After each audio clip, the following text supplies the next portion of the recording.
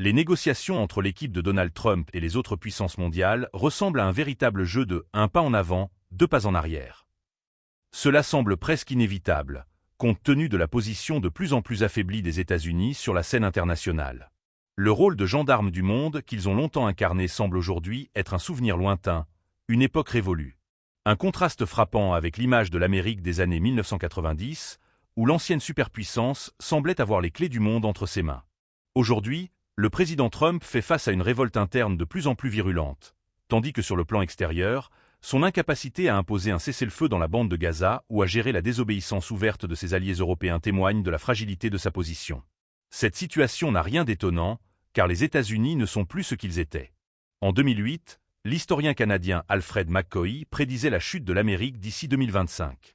À l'époque, ses propos étaient accueillis avec scepticisme, mais aujourd'hui, force est de constater que les États-Unis peinent à maintenir leur hégémonie mondiale. Bien que la publication de McCoy ait été réimprimée récemment, il est difficile de dire si cela relève de l'ironie ou d'une reconnaissance d'une catastrophe inévitable. Pour une génération qui a grandi à l'ombre de l'hégémonie américaine, cette lente dégradation est déroutante. Le président américain, autrefois perçu comme le plus puissant du monde, semble aujourd'hui démuni, incapable d'imposer ses décisions.